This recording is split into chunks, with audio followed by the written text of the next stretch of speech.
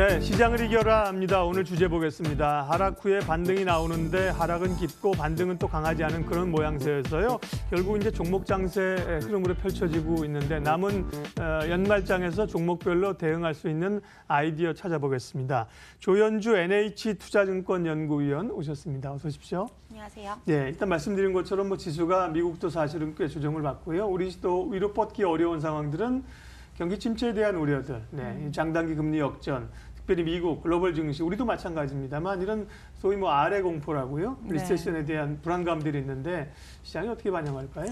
네, 일단 장단기 금리차 역전 현상이 과거에 나타났던 경우가 한 5번에서 6번 정도 있는데요. 사실 이때 모두 다 주식시장은 약세장을 진입을 했었습니다. 그렇기 때문에 장단기 금리차 역전에 따른 공포 심리는 좀 계속될 것 같은데요. 사실 지금 저희가 경기 판단에 있어서 당장 경기 침체 국면이다라고 보기 어려운 상황입니다. 일단은 가장 중요한 제조업 지수, ISM 미국 제조업 지수는 50선을 기준선을 상회하고 있기 때문에 아직까지는 경기 침체 국면이라고 보기는 어려운 상황이고요. 다만 이게 50선에서 밑으로 내려가게 되면은 미국 주식시장도 본격적으로 경기 침체 국면에 대한 우려감을 좀 반영할 수 있다라고 생각을 하고 있습니다. 지금 상황에서 미국 주식시장은 일단 실적 같은 경우는 EPS 8.7% 증가율, 그리고 매출은 5.6% 증가율이기 때문에 전년 대비 EPS는 확실히 줄어들지만 법인세 인하 효과 소멸로 매출은 거의 비슷한 상황입니다. 그래서 탑라인 성장은 지속되고 있다라는 점에서 아직까지 약세장의 신호를 좀 보기는 어려울 것 같고요. 어제 발표됐던 미국 고용 지표가 좀 주춤했습니다.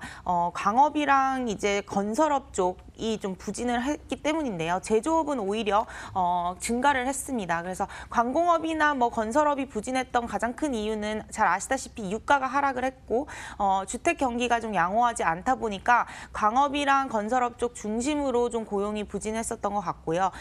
내년 이제 제조업 부분도 좀 둔화될 것으로 저희는 예상을 하고 있습니다. GM 공장 셧다운 우려 때문에 한 5,600명 정도가 실직할 가능성이 있기 때문에 만약 제조업 부문까지도 고용이 부진하게 나온다면 페드는 조금 더 완화적 기조로 스탠스를 변화시킬 수 있기 때문에 오히려 저는 고용 지표가 이렇게 좀 주춤한 부분이 주식시장의 호재로 좀 작용할 수 있다라고 판단하고 있습니다. 네.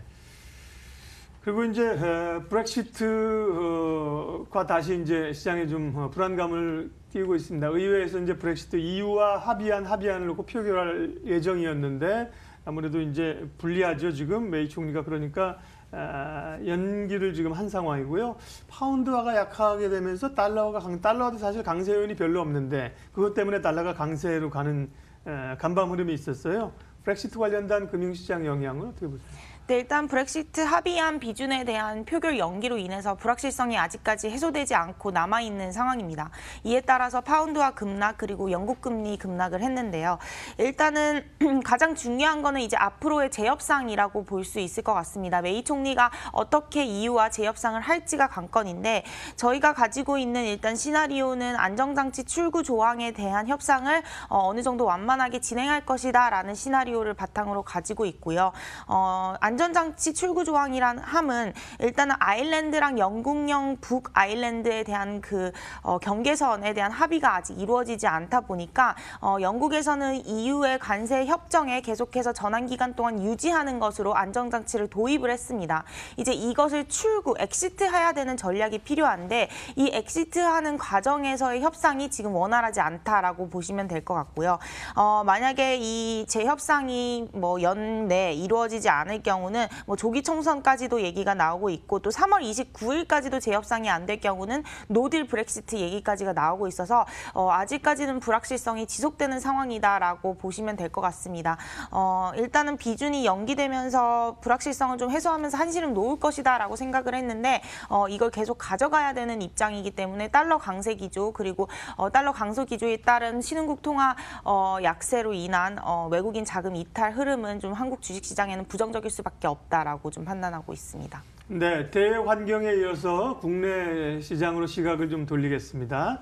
11월 말 12월 초에 조금 사는 것 같던 외국인들이 다시 매도세로 돌아왔습니다. 기관이야 말할 거 없이 일희일비하고 있는 상황에서 연말은 또 여러 가지 수급 상황이 좀 평상시와 다르지 않습니까? 예, 연말 수급 상황 좀 봐주세요. 네, 일단 외국인 자금이 급격하게 좀 유입되기 위해서는 저희가 가장 중요하게 보고 있는 거는 이제 페드의 긴축 스탠스입니다. 결국에는 FRB의 스탠스가 좀 완화적 태도로 바뀐다면 외국인 자금 유입이 본격적으로 좀 진행될 수 있다라고 저희는 좀 생각을 하고 있는데 지금 상황에서 앞서 말씀드렸듯이 고용 지표 좀 부진하게 나왔고요. 11월 달에. 그리고 주식시장 하락에 대해서 굉장히 좀 신경을 쓰는 페드의 시장 달래기 발언들이 있었습니다. 그래서 그런 부분을 봤을 때 저희는 12월 FOMC 회의에서 비둘기파적 스탠스를 좀 보일 것이다라는 기대를 좀 가지고 있고요. 일단 지금 현재 FF 선물 금리에 예상되는 2019년 금리 인상 기회는 한 번에서 2번 정도밖에 반영이 안 돼 있습니다. 근데 페드 점도표는 3번 정도 반영이 되어 있거든요. 그 의미는 결국 12월 FOMC에서 점도표의 하향 조정에 대한 기대감이 좀 존재한다라고 볼 수가 있을 것 같습니다. 그래서 12월 FOMC에서 만약 점도표가 하향 조정되게 된다면 외국인의 투자 심리는 개선될 수 있기 때문에 한국 주식시장에 그동안 좀 지지부진했던 외국인 자금이 좀 본격적으로 유입되는 그런 재개 신호가 나타날 수 있을 것 같고요. 만약에 점도표의 하향 조정이 없이 그냥 시장 달래기로 입으로 연설로만 때우는 그런 그림이 나온다면은 외국인 자금은 안도랠리 정도로만 여전히 크게 유입되기는 어렵다라고 보고 있습니다. 네, 그러게요. 좀 기대하기는 쉽지 않은 상황이고요. 그렇다면 지금 얘기한 국내외 정황들을 본다면 연말 흐름들이 그렇게 밝지만은 않고요. 기대감도 사실 높지 않은 상황인데요. 남은 기간들을 어떻게 대응해야 될까? 또 이제 저희가 타이틀이 이제 종목 장세 대응이었거든요. 전략 얘기를 좀 하겠습니다. 어떻게 하면 됩니까? 네, 일단 종목별 장세 흐름은 네. 좀 지속될 수밖에 없고요. 지수는 박스 피에 많이 갇혀 있기 때문에 이런 흐름은 오래 진행될 것이다라고 보고 있습니다. 네.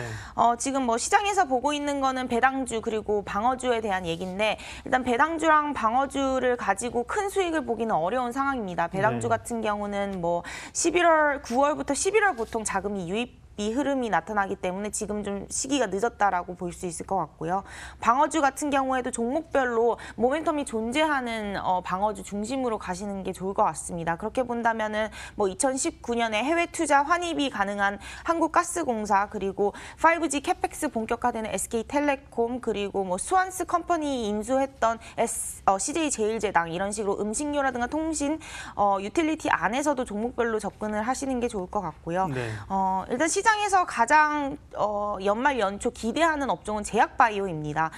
일단은 코스닥 중심으로 1월 효과가 분명하게 나타나는 시즌이기도 하고요. 또 JP 헬스케어 컨퍼런스가 예정이 되어 있기 때문에 제약바이오, 특히 대형주 중심의 제약바이오 같은 경우는 연말 연초 모멘텀이 좀 존재한다라고 보고 있어서 지금 상황에서 단기적으로 저희가 접근할 수 있는 건 제약바이오 그리고 남북 경협주 같은 경우는 테마적인 이슈로서 계속 뉴스 플로우가 나올 수 있다라는 점에서 저희는 좀 긍정적으로 판단하고 있습니다. 네, 정리 좀 하겠습니다. 이제 방어주, 배당주 가운데서는 조금 이제 종목 고르는 그런 선별 작업이 좀 필요하다는 말씀이시고요.